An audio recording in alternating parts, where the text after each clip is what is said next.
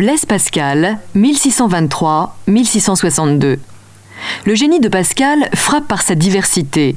Génie scientifique qui invente une machine à calculer, se livre à des expériences de physique, résout de grands problèmes mathématiques, mais aussi penseur étonnant, tour à tour théologien, philosophe, rhéteur, logicien.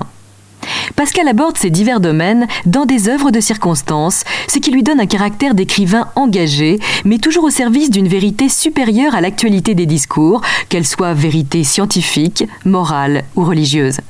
Toute son œuvre témoigne ainsi de la quête qui anima sa brève existence. Pascal est né en 1623 à Clermont-Ferrand. À la mort de sa mère en 1625, il reste seul avec son père, de petite noblesse, cultivé et amoureux du savoir, et ses deux sœurs. La famille s'installe à Paris en 1631 et fréquente les milieux scientifiques. De son père, Pascal apprend les humanités et les sciences. Élève surdoué, il ne reçoit donc pas la culture scolaire de son époque, héritière du Moyen-Âge et ignorante de l'esprit moderne. Il rentre immédiatement dans un univers culturel où le précèdent les pionniers des temps modernes, comme Galilée, Descartes ou Fermat. Ce développement intellectuel va de pair avec une évolution religieuse. En 1646, à Rouen, toute la famille se convertit au christianisme austère de Port-Royal. Pascal, modéré jusque-là, prend conscience de la pleine signification de la condition chrétienne. Sa foi devient militante et apologétique. Toutefois, contrairement à sa sœur, il ne rentre pas dans les ordres jansénistes et reste dans le monde encore 7 ans pendant lesquels il se livre à des activités scientifiques célèbres comme ses expériences sur le vide ou le calcul des probabilités. En 1654, après l'expérience mystique de la nuit du mémorial, Pascal s'engage à vivre selon l'Évangile, oubliant tout hormis Dieu.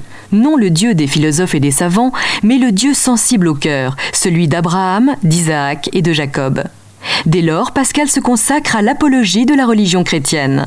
De ce travail, seuls subsistent des fragments, les pensées, rassemblés et classés par Port-Royal après sa mort, survenue en 1662 à la suite d'une maladie longue et douloureuse. Mais pourquoi une apologie du christianisme ? Pour montrer que le recours à la foi est rendu nécessaire par l'échec de la philosophie. Ce projet s'esquisse déjà dans l'entretien avec M. de Sacy sur Épictète et Montaigne en 1655. La philosophie qui prétend nous offrir bonheur et sagesse s'avère incapable de tenir ses promesses. Cet échec montre que ces biens, l'homme ne peut les obtenir par lui-même. Il a besoin du soutien de Dieu. Quiconque refuse cette aide surnaturelle se livre à l'orgueil, principe de tous les maux, ou renonce à tout espoir d'une vérité définitive en sombrant dans cette indolence de l'âme qu'est le scepticisme. En prenant pour point de départ les limites de la philosophie, Pascal choisit donc de convertir un public bien défini. Il s'adresse aux gens du monde, chrétiens et libertins cultivés, humanistes et scientifiques, pour les mettre dans une situation critique, premier pas vers la foi. L'ennemi suprême de la foi, en effet, n'est pas l'athéisme, mais l'indifférence religieuse. Cette indifférence doit être mue en inconfort, puis en position intenable. L'inconfort s'installe lorsque la raison s'aperçoit qu'elle ne peut pas plus démontrer l'existence que l'inexistence de Dieu. Il s'aggrave quand l'homme reconnaît sa misère et est mis en situation où il ne se suffit plus à lui-même, ainsi plongé dans un malaise existentiel qui l'oblige à se préoccuper de son salut. Vivre devient un pari sur l'existence de Dieu. Il est impossible d'être indifférent lorsque nous sommes mis en situation de parier sur l'existence ou sur l'inexistence de Dieu.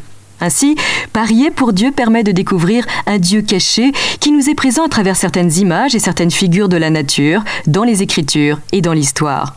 Vivre avec Dieu, c'est apprendre à le déchiffrer partout autour de nous et en nous, à la lumière de la foi. C'est par le portrait de notre condition que Pascal nous est proche. Le contraste entre la grandeur et la petitesse de l'homme s'impose comme une pensée d'une permanente actualité.